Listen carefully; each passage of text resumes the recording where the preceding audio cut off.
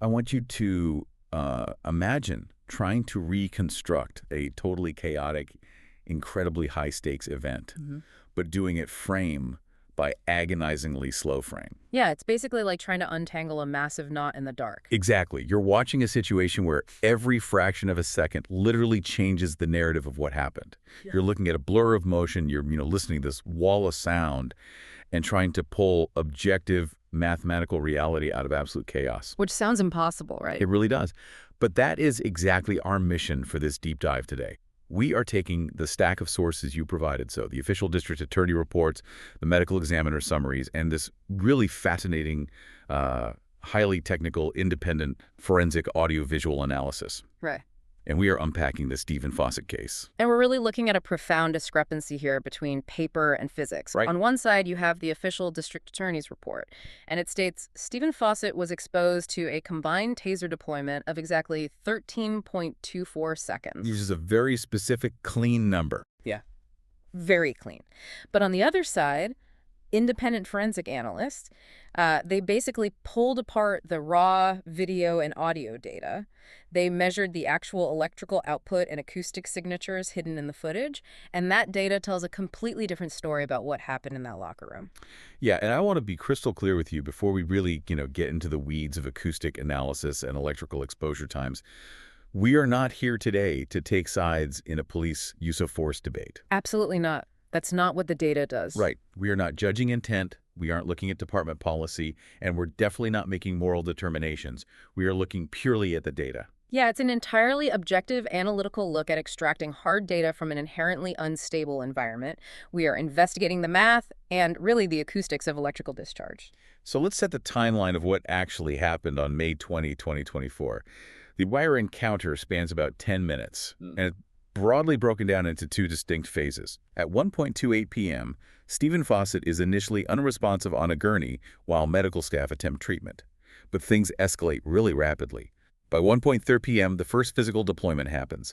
Fossett becomes combative, and an officer identified as Corporal Curtis Wilson fires a taser. And we're going to call that Taser A. Yes, Taser A. So Fossett is struck, but he actually remains mobile and flees the immediate area. Which brings us to the second phase, right? It begins almost immediately after. Fossett enters a locker room area and multiple deputies converge on him. It gets incredibly chaotic at this point. It does. Between 1:42 and 1:45 p.m., this massive physical struggle ensues. And a loud, continuous electrical buzzing is just clearly audible on the body cam footage as he's pinned in a corner. And the timeline concludes tragically. By 1:45 p.m., Fossett's movements slow down dramatically. He is handcuffed while still on his stomach. Yeah. Narcan is administered shortly after that at 1:47 p.m., and eventually at 2:22 p.m. he is pronounced deceased at the hospital. And the medical examiner ultimately ruled the death a homicide, stating it was caused by drug toxicity, but complicated by physical struggle and taser use. So that is the sequence of events as they unfolded in real time. But reading a summary from a case file, it feels so neat and chronological. It never actually looks like that on video. No. Anyone who has ever watched raw body cam footage knows it is the farthest thing from neat. You're usually looking at shaky elbows, bad lighting, flashing flashlights, all while listening to just overlapping shouting. It's pure sensory overload. Exactly. So my question is, how on earth do analysts move from a chaotic video of a locker room pileup to a decimal point measurement of electrical current? It seems, kind of impossible to extract reliable data from a blur. Well, the human brain simply cannot process that much conflicting sensory input accurately in real time. If you just sit down, press play, and watch the video a few times, your brain is going to fill in gaps. Right. You just miss things. Yeah, you miss crucial details, and you get overwhelmed by the adrenaline of the footage. So to combat this, analysts use a methodology called iterative analysis. Iterative analysis. Right. They systematically isolate their own senses by running multiple, highly restricted passes of the footage. So they're essentially putting blinders on, right? Yeah. Just to stop their brains from being overwhelmed. They might do a pass where they only watch the hands of the officers, completely ignoring the subject. Yeah, or they'll take it even further. They will do a pass where they rely entirely on audio. Like literally turning the monitor off. Literally turning the screen off so the visual chaos doesn't bias what they are hearing. And then they'll do another pass looking purely at the physiological responses of the subject, completely ignoring what the officers are doing or what they're yelling. Wow. Okay. Let's focus on that visual pass regarding the body's response, because the sources talk extensively about looking for muscle lockup, or I guess what is formally called neuromuscular incapacitation. Yeah, because a taser is not designed merely as a pain compliance tool. A successful deployment actually overrides the peripheral nervous system. It sends an electrical signal that forces the skeletal muscles to contract rigidly. So the analysts aren't just scanning the video, hoping to catch a glimpse of a yellow plastic device in a deputy's hand. No, not at all. They are scrutinizing Fossett's body mechanics. You have to track the effect, not the cause. You're looking for the exact moment the human body stops making voluntary movements. Precisely. They're watching for the microsecond. He is pushed into a prone position and goes from an active, purposeful struggle to limply accepting the weight of the deputies on top of him. Because when those muscles lock up from the current, the body physically cannot purposefully resist. Right. That sudden physical distress, that rigid lockup followed by a total cessation of purposeful movement, that is a definitive visual marker of active electrical current flowing through the body. But visual evidence in a locker room pileup is inevitably going to be obscured at some point, right? A deputy leans over, the camera angle shifts, and suddenly, poof, you can't see the subject's body mechanics anymore. It happens constantly in these videos. So when that visual disappears under a pile of uniforms, how do analysts keep tracking the deployment? That's when they have to switch senses. They move to the audio iteration. When the visual is blocked, the audio tells this incredibly detailed, hidden story because electricity has a distinct acoustic signature. The telltale buzz. Exactly. It's the rapid-fire clicking of the electrical current arsing. When analysts do the audio-only pass, they map out that arsing sound, but they're also analyzing the human sounds layered over that buzz. And the sources highlight a really unsettling detail here. During the audio pass, analysts can hear officers shouting commands like, "Stop resisting," simultaneously with the active firing of the electrical buzzing. Right, and the biological reality is the subject physically cannot comply with the command to stop resisting. Because his motor neurons are being hijacked by the current. Exactly. It's locking his muscles in place. Yet the commands continue, and they also track the vocalizations of the subject himself. Yeah, the forensic report points out a transition from active screaming and struggling to sudden silence. And that silence occurs almost immediately after the final taser cycle concludes. So by isolating that audio track, analysts can plot exactly when the electrical arsing starts and stops down to the millisecond, based purely on the acoustic clicking. Okay, give me a second. Let me think about how to picture this. It is like trying to figure out how many people are working in a pitch black office space. Okay, I like that. Right. Like, you can't see a single person, but if you close your eyes and just listen to the distinct clicking of their mechanical keyboards, you can map the room. Yeah, you map out the reality. You hear the rhythm. You know when someone starts typing, you hear overlapping typing when two people are working at once, and you know exactly when the room goes quiet. You map the room using only acoustic data. And the Fossett case analysis did exactly that. And just like mapping those overlapping keyboards, the audio analysis revealed a massive discrepancy in the actual amount of typing, so the tasing that was happening. Which leads directly to a massive math problem. Let's break down that math. Because the DA's official number is 13.24 seconds of taser deployment.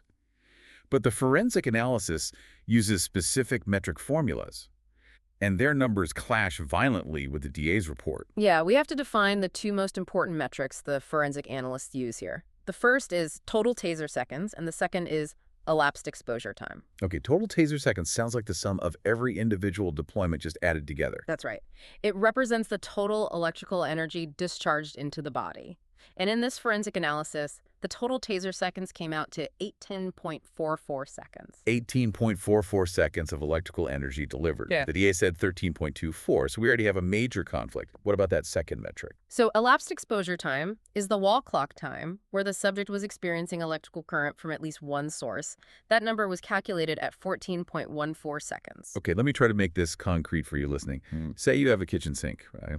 And there are two separate water faucets positioned over it. If you turn both of those faucets on at the exact same time and leave them running for exactly 5 seconds, the time the water was physically flowing into the sink is 5 seconds. And that is your elapsed exposure time. Right. For 5 seconds on the wall clock, water was running.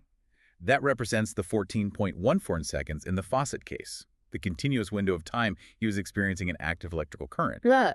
But because you had two faucets running for 5 seconds each, you actually dumped 10 seconds worth of water volume into that sink. And that volume is your total taser seconds. It is the total electrical energy delivered into the subject. That's the 18.44 seconds. So if the total energy delivered is 18.44 seconds, but the wall clock time he's being shocked is only 14.4 seconds, there's a mathematical overlap. Exactly. The analysts calculated 4.3 seconds of what they call overlap time. 4.3 seconds. Yeah, for 4.5 seconds, basically 2 separate taser circuits were completed simultaneously. 2 weapons were firing into Fossett at the exact same time. Wow. And why does that specific 4.30-second overlap matter so much from a biological standpoint? Like, why is the forensic report laser-focused on the fact that 2 weapons were firing at once? Because the biological toll is exponential, not additive. When a human body is subjected to 2 distinct electrical pulses simultaneously, those pulses are usually coming from different angles. Okay. They're completing different circuits across the torso or the limbs. You are sending current across the transverse axis of the body. You are literally catching the heart muscle in a crossfire of electrical pathways. So it isn't just 1 + 1 = 2. No. The strain on the cardiovascular system just multiplies. Absolutely. The neuromuscular incapacitation is compounded, and the risk of severe cardiac stress increases dramatically. So missing that overlap in an official report completely changes the medical understanding of what the subject physically endured. It alters the entire context of the medical examiner's determination, about how the taser use actually complicated the drug toxicity. It changes everything. Which brings us to the absolute wildest part of this forensic analysis. Let's look at the known roster of weapons according to the initial reports. Okay. We have Taser A. This was held by Corporal Curtis Wilson. It was a dart deployment by the gurney during that very first phase, and it lasted for exactly 5.0 seconds. Right. Then we have Taser B. This was held by Corporal Sidney Flournoy. It was a drive-stun deployment in the locker room, meaning the taser was pressed directly against the body without firing the darts. And that deployment lasted for exactly 8.24 seconds. So 5.0 seconds from Wilson plus 8.24 seconds from Flournoy equals exactly 13.24 seconds. The exact number cited in the official district attorney's report. The official report just added Taser A and Taser B together and basically called it a day. They did. But to get to the forensic total of 18.44 seconds of electrical volume, there's a 5.2-second gap. There's a massive missing variable here. Yeah, the forensic analysis uncovered a third deployment, which they labeled Taser C. This deployment lasted for 5.2 seconds in the locker room, overlapping directly with Flournoy's Taser B. And the official DA report completely omits this 5.20-second deployment. Completely ignores it. I have to push back here, because we established earlier that the visual in that locker room is a chaotic pileup of deputies. It's shaky, it's dark, it's totally obscure. It's a mess. Right. So if Taser C is held by some unknown officer, and analysts cannot clearly see a yellow device in their hand, how can they confidently say, yes, that is absolutely a third taser firing, and not just, I don't know, a heavy flashlight being pressed against him, or someone's hand applying body weight? That's a fair question. How do you mathematically prove a phantom weapon? Well, the visual is ambiguous. The forensic report notes you can see an officer's arm thrusting downward in what mimics a drive-stun motion, but the camera frame cuts off before capturing the device itself. So you literally cannot see if it's a taser or a flashlight. You can't. But the analysts didn't need to see it because they could hear the physics of it. It all comes down to a phenomenon called heterodyning. Heterodyning. I am completely unfamiliar with heterodyning. How does sound physics prove a third weapon? So, every taser fires its electrical pulse at a specific frequency, usually around 19 pulses per second. Okay. Each pulse creates a distinct clicking sound. But because of tiny variations in manufacturing, battery life, internal resistance, and even temperature, no 2 tasers fire at the exact same microsecond frequency. Oh, wow. So even if they are the exact same model from the same factory, one might fire at 19,000 pulses per second, and the other might fire at 19.3 pulses per second. Exactly. They are never perfectly synchronized. Okay, so what happens? When you have one taser firing in a room, you hear a steady, rapid buzz. But when you introduce a second taser firing at the exact same time, those 2 slightly different frequencies collide in the air. The sound waves physically interact. Yes. Sometimes the peaks of the waves align and amplify each other, and sometimes a peak meets a trough and they cancel each other out. They create an interference pattern. You got it. What does an interference pattern of 2 tasers actually sound like on a body cam microphone? It creates a really highly distinctive warbling sound. Instead of a flat buzz, the audio shifts into a cyclical, undulating tone, like a wub wub wub wub wub sound. Oh, that makes sense. It is a definitive acoustic fingerprint that guarantees two distinct, non-synchronized electrical pulses are firing simultaneously. You literally cannot fake that sound. Because a flashlight pressed against a body doesn't create a heterodyne interference pattern. Exactly. By isolating the audio during that obscure locker room struggle, the analysts heard the steady clicking of Corporal Flournoy's Taser B, and then suddenly the audio shifted into that distinct, phasing heterodyne warble. Wow. For exactly 4.30 seconds, the audio proves two weapons were discharging. The acoustic evidence perfectly echoes the visual evidence of that unknown third officer thrusting their arm downward. So the math of the colliding sound waves proves the existence of Taser C, even when the camera couldn't see it. Even when they couldn't see it, and even when the official DA's report completely failed to include it. Look at the journey we have just taken here. I mean, we started with a very simple, clean, official number 13.24 seconds of force. But by actually analyzing the raw data, we uncovered overlapping electrical currents crossing the body, uncounted deployments, and acoustic interference patterns that completely rewrite the narrative of how much physical strain Stephen Fossett actually endured. It's incredible what the data holds. It is. An official summary is heavily reliant on human memory, and memory is notoriously flawed, especially after a high-stress adrenaline dump like a 10-minute struggle. Officers might genuinely not realize they were firing at the exact same time as someone else. They might just misjudge the duration of their own deployment. Right. But in a world of official summaries, the raw data holds the actual mathematical truth. It does. But, the forensic report acknowledges one final, really profound hurdle here. What's that? Even with the visual analysis of muscle lockup, and even with the undeniable acoustic proof of the